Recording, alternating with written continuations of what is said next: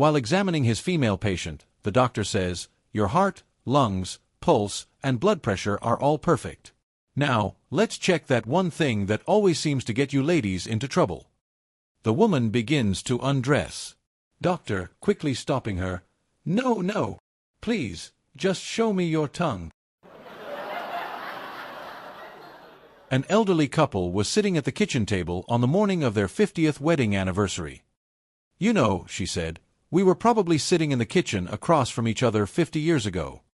"Yeah," he said, "but we were probably So let's get now," she suggested. Oh, they both took off all their clothes and sat across from each other. "You know," she said, smiling lovingly, "my nips feel just as hot looking at you today as they did 50 years ago." He replied, "I'm sure they are. One is in your coffee and the other's in your oatmeal." The rain was pouring and there was a big puddle in front of the pub. A ragged old man was standing there with a rod and hanging a string into the puddle. A tipsy-looking, curious gentleman came over to him and asked what he was doing. "Fishing," the old man said simply. "Poor old fool," the gentleman thought, and he invited the ragged old man to a drink in the pub. As he felt he should start some conversation while they were sipping their whiskey, the gentleman asked, "And how many have you caught?" "You're the 8th. Little Johnny wants his toy, so he goes up to his mom and says, "Mom, can I have my toy?" His mom replies, "What are the magic words?" Johnny thinks for a second, then says the magic words. His mom smiles and hands him the toy. The next day, Johnny starts kindergarten. At snack time, he walks up to his teacher and asks for a juice box. The teacher says, "What are the magic words?" Johnny confidently repeats the magic words his mom taught him. The teacher's eyes widen. She calls Johnny's mom for a meeting. Sitting together, the teacher asks, "Have you been teaching your son sarcasm?" Johnny's mom looks confused. "No, why?" The teacher sighs. "Well, when I asked him for the magic words, instead of saying, 'Please,' he said, 'You're thin, and you're beautiful.'" A man had just finished reading a new book called "How You Can Be the Man of Your Own Home Again." He stormed into the kitchen and walked directly up to his wife. Pointing a finger in her face, he said sternly, "Firstly, from now on, you need to understand that I am the man of this house, and sign me accept that what I say goes. Secondly, you will prepare me a gourmet meal tonight, and when I'm finished eating my meal, you will serve me a sumptuous dessert afterward. Then, after dinner, you are going to go upstairs with me to our bedroom where we will indulge in whatever forms of lovemaking that I choose, no matter what you might have said in the past. After that, you are going to draw me a warm bath so that I can relax. You will wash my back and towel me dry and bring me my robe. Then you will massage my feet and hands. Then after that's done, guess who's going to dress me and comb my hair?" His wife replied, "The funeral director would be my guess." A family are driving in their car on holidays. A frog crosses the road and the husband, who is driving, is able to stop the car. He gets out and takes the frog and carries him to the side of the road. The frog is grateful, thanks the man and tells him that he will grant him a wish. The man says, "Please make my dog win the next dog race." The frog asks to look at the dog, which limps out of the car. The frog notices that the dog only has 3 legs, it very fat, and can barely move at all, so he tells the man that he thinks it is almost impossible to fulfill his wish and asks that the man will tell him another wish. The man says, "Well, then please make my wife win the next beauty contest in the area." The frog asks him to tell his wife to get out of the car. Wife comes out of the car and approaches the frog. The frog turns to the man and says, "Could I please have another look at the dog?" There's a guy with a Doberman Pinscher and a guy with a Chihuahua. The guy with the Doberman Pinscher says to the guy with the Chihuahua, "Let's go over to that restaurant and get something to eat." The guy with the Chihuahua says, "We can't go in there. We've got dogs with us." The guy with the Doberman Pinscher says, "Just follow my lead." They walk over to the restaurant.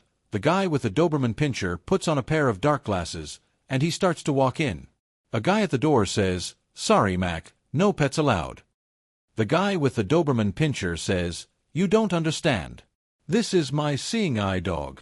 The guy at the door says, "A Doberman Pinscher?" He says, "Yes, they're using them now, they're very good." The guy at the door says, "Come on in." The guy with the Chihuahua figures, "What the heck?" So he puts on a pair of dark glasses and starts to walk in. The guy at the door says, "Sorry, pal, no pets allowed."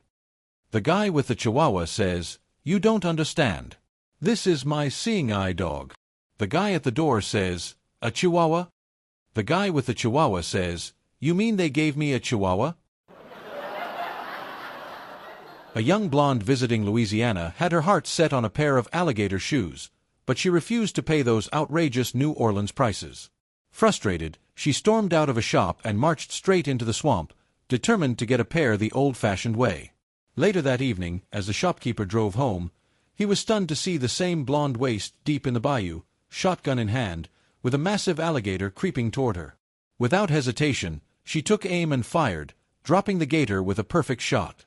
The shopkeeper watched in disbelief as she dragged the beast onto the embankment, where several other lifeless alligators were already lined up.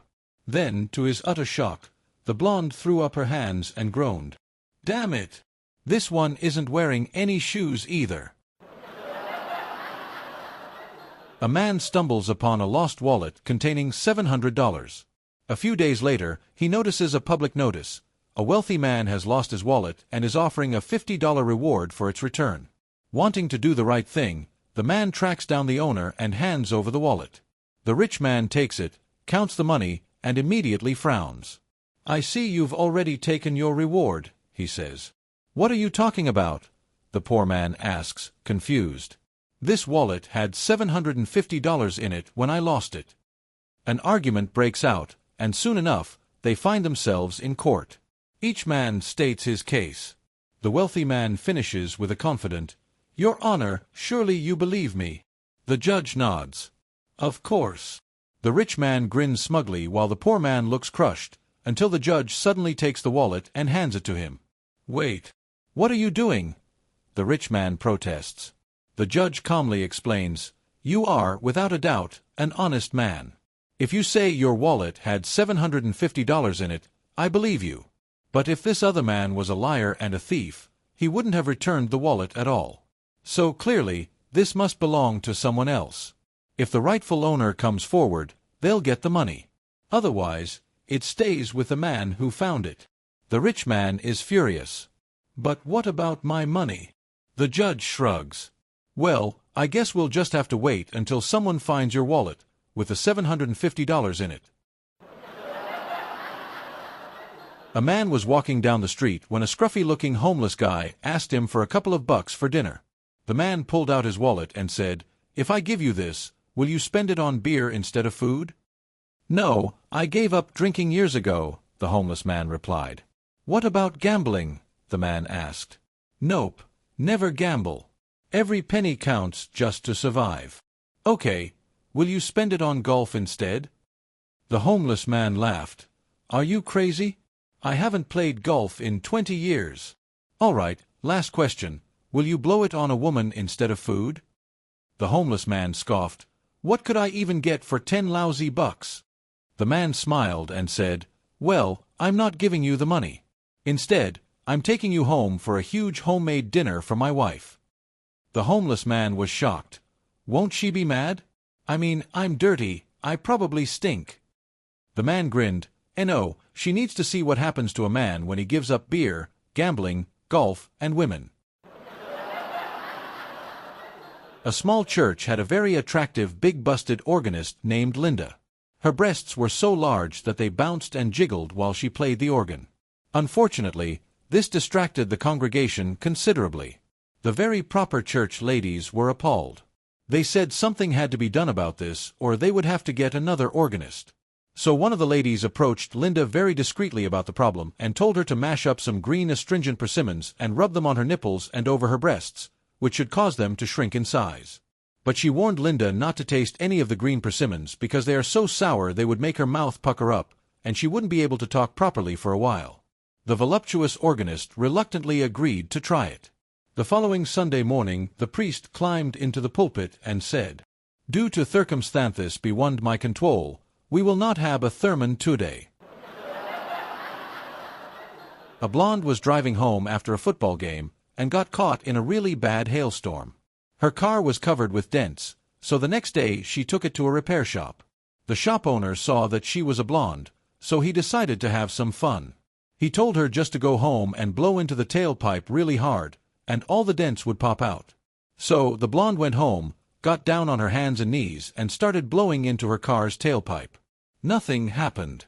She blew a little harder, and still nothing happened. Her roommate, another blonde, came home and said, "What are you doing?" The first blonde told her how the repairman had instructed her to blow into the tailpipe in order to get all the dents to pop out. Her roommate rolled her eyes and said, "Hello, you need to roll up the windows." Two English gentlemen are commuters, using the tube to the city. They get on and off at the same stations, and having done it for years, they occasionally nod greetings or even exchange a "good morning." One of them looked really unhappy one day, and the other said, "I know we haven't been introduced, but if you don't mind me saying it, you do look a bit peaky." "My false teeth are killing me." If you let me have a good look, I may be able to help you." "Oh, please do. Give me a day or two." With this they parted. 2 days later the sufferer was handed a package with false teeth in it. He tried them and was astonished to find they were a great improvement but a little on the tight side. Saying, "Don't worry, I'll try again," 2 days later he offered another set, but alas, the reaction was much better, but rather on the loose side. "Ah, I think I've got it. Let me try just once more." Sure enough, 2 days later he handed over a set, saying, "I think these will really be just right." Putting them in, the sufferer was astonished to find they really were a very good fit. "Thank you so much. These are just right. You must be a wonderful dentist to be able to get false teeth to fit so well just by looking at them." Laughing modestly, the man replied, "Oh, I'm not a dentist. I'm a funeral director." There was a Packers fan with a really crappy seat at Lambeau. Looking with his binoculars, he spotted an empty seat on the 50-yard line. Thinking to himself, "What a waste," he made his way down to the empty seat. When he arrived at the seat, he asked the man sitting next to it, "Is this seat taken?" The man replied, "This was my wife's seat. She passed away. She was a big Packers fan."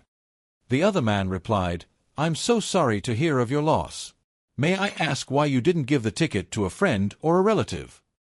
The man replied, "They're all at the funeral." A married man was visiting his girlfriend. When she requested that he shave his beard, "Oh, James, I like your beard, but I would really love to see your handsome face." James replied, "My wife loves this beard. I couldn't possibly do it. She would kill me."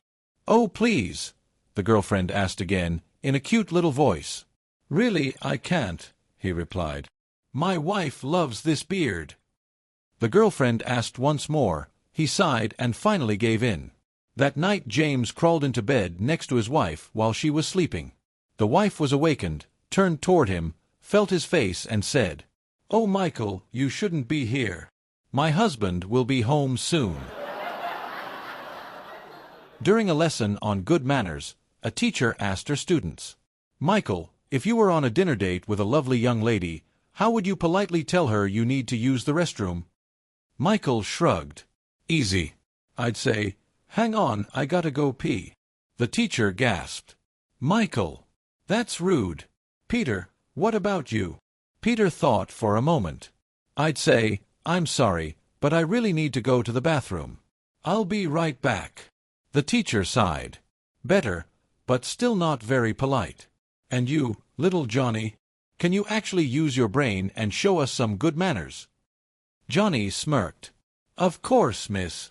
I'd say, 'Darling, may I please be excused? I need to shake hands with a very dear friend of mine, and I hope to introduce you to him after dinner.'"